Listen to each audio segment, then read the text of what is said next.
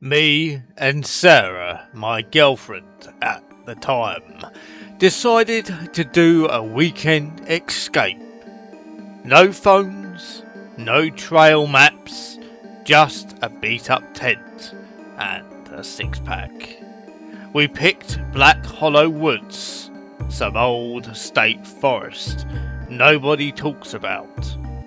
Locals say it's quiet, which should have been our first clue.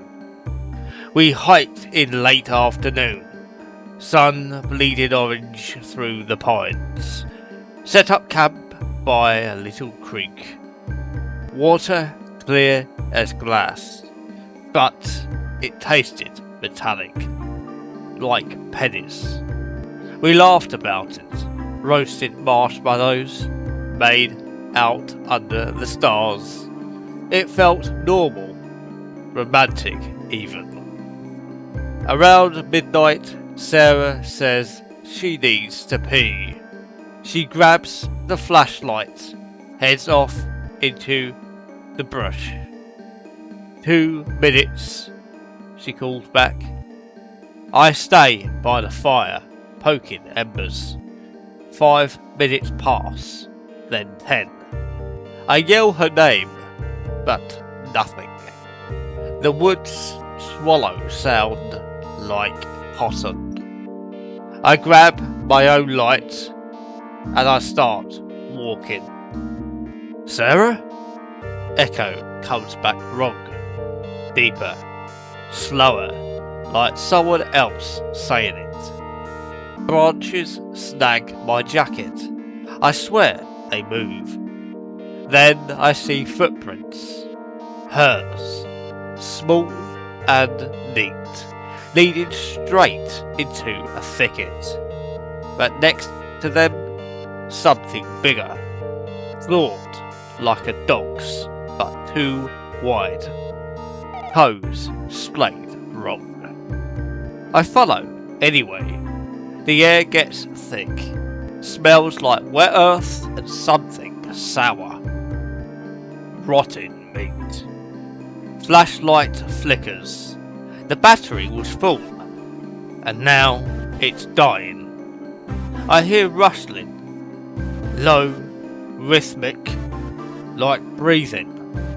Not wind, not animals. I called again. This time an answer. Here! But it's her voice. Off key. Too high, like a recording stretched. I push through thorns, blood on my arms now, and find her shoe. Just one, laced up, still warm. Then the ground dips into a ravine. Down there, fog rolls like smoke, and in it, shapes. Tall, thin, hunched. Not deer, not bears. They stand on 2 legs, heads tilted like they're listening. Skin pale, stretched over bone, eyes glinting yellow, no pupils. One turns, smiles. He's like broken glass. I freeze. They don't move closer, just watch. Then one whispers, Sarah's voice again. Come find me. The others echoed it, layered, overlapping, a chorus. I bolt back, tripping over roots that weren't there before. Heads still standing, fire low, but inside, her sleeping bags unzipped, empty, and on the floor, handprints, small, then bigger, then smeared. I grabbed the keys, run for the car 2 miles out. Halfway, I hear footsteps behind me. Heavy, wet. Something snaps. A branch. A bone. I don't look. Get to the lot. Slam the door. Peel out. Rear view. Nothing. Just dark. The next morning, the cops say no missing persons. No footprints. They find my tent, though torn open, like something clawed inside. Sarah's gone. Vanished. They call it a bear attack. I, however, know better. Sometimes I drive back, park at the edge, listen, and every time, soft, faint, her voice. Come find me. I never do. But the woods, they remember. And they're still hungry. After that night, I didn't sleep for weeks. Every shadow in my apartment looked like those things. Stretched limbs, yellow eyes blinking slow. I'd wake up gasping, hearing her voice again. Come find me, like it was coming from inside my skull. I tried therapy. The doc said PTSD. Gave me pills. Didn't help. One night I cracked. Drove back to Black Hollow at dawn. Not to camp. Just to prove it was real. Or fake. Or whatever. I parked at the trailhead. I walked in. Air still tasted like rust. Footprints from before, gone. But the creek was there, and the water was black now, bubbling low like it was laughing. I followed it upstream, deeper than we ever went. The trees got older, the trunks twisted like they'd been wrung out. Moss glowed a faint green. Bioluminescent. No, wrong colour, like veins. Then I heard it. Crunching. Not footsteps. More like chewing. I peeked around a boulder. There she was. Or something wearing her skin. Same hair, same jacket, torn at the sleeves. But her face, off. Jaw too long, eyes too wide. She was crouched over a deer. Fresh kill, tearing chunks with those glass teeth. Blood on her chin. She looked up. Smiled. Hey babe, missed you. I ran. Again, branches whipped my face like fingers. Got lost, real lost. The compass spun wild. The phone, dead signal.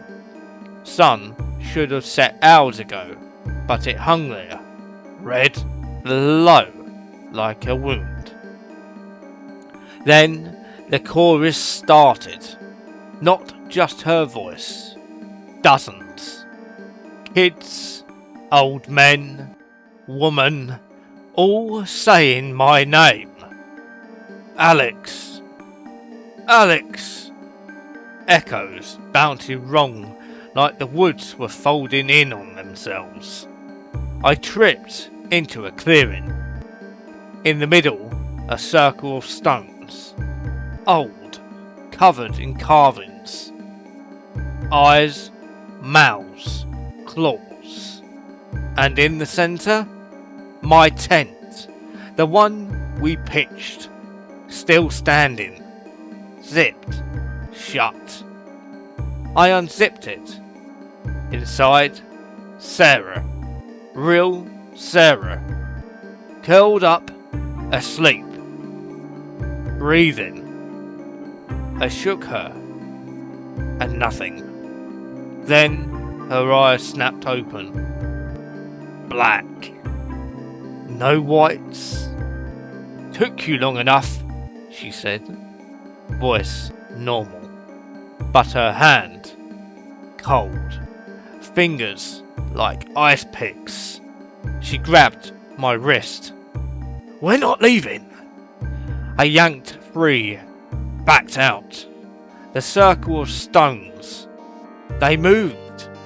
Slow, like breathing. The things from before, those hunched shapes, stepped out from the trees. Dozens, all wearing faces I'd seen before. My mum, my brother, old classmates, all smiling, all wrong. I sprinted, didn't know where, just away. I hit the road eventually, car still there, keys in ignition, drove blind till I hit pavement. Pulled over at a gas station, looked in the mirror, my eyes, one pupil blown wide, like theirs. Now I don't camp, don't hike, don't even walk at night. But every full moon, the radio in my truck crackles, static. Then her voice, come find me.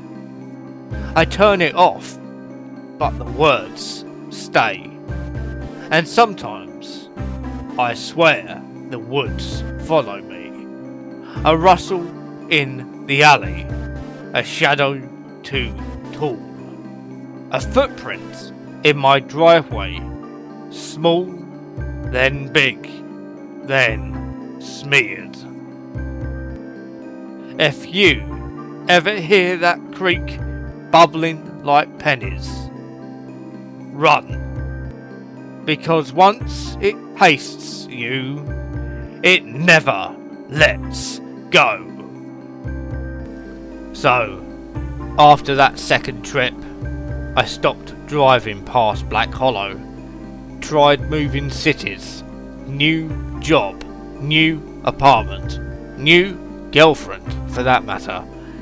Thought distance would kill it, but the dreams kept coming.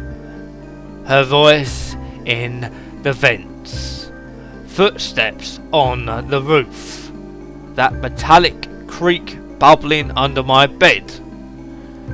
One night, 3 months later, I wake up sweating. The room's pitch black, the phone's dead, and there's scratching. Not at the door, but inside the walls, like nails on dry wool. Slow, deliberate. I flip the light. Nothing. But the mirror. The mirror. My reflection's wrong. Eyes too far apart. Skin grey. And behind me in the glass, Sarah. Standing, smiling, wearing my old jacket. She mouths, come find me. I smash the mirror, glass everywhere, blood on my knuckles, but the scratching stops. For 5 seconds, then it starts again, louder from the closet. I open it. Empty, except a shoe.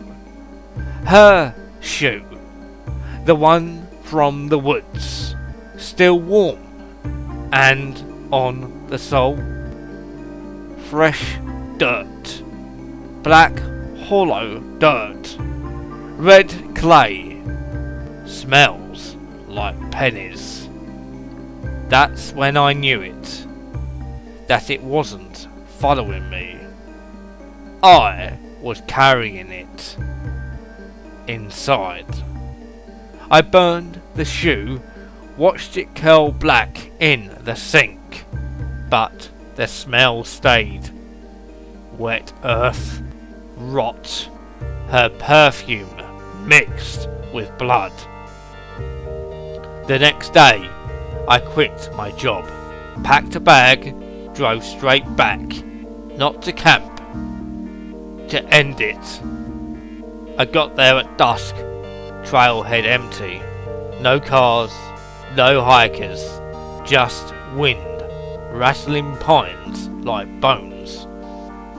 I walked in, no flashlight, didn't need one. The moss glowed brighter now, like a heartbeat. Trees leaned in, branches brushing my shoulders, whispering, "Alex, Alex." I reached the clearing, the stone circle, tent still there, newer somehow, clean, zipped. I unzipped, and inside, me, curled up, breathing, eyes closed, but my skin, pale, stretched, yellow eyes flick open, smile. Took you long enough, voice mine, but deeper, older, like it waited years. The shapes stepped out, dozens, all me, all Sarah, all us. Faces melting into each other. They didn't attack, just closed in, slow, like family at a reunion. One, me, grabbed my arm. Cold. We saved a spot right there. I fought, kicked and screamed, but the ground opened, soft like mud, pulled me down. The last thing I saw, the tent zipping shut from inside. Now, I don't know where I am, but the creek bubbles, and every time I blink, her voice, "Come, find me." Except now, I'm not sure who's saying it, or if anyone's left to hear.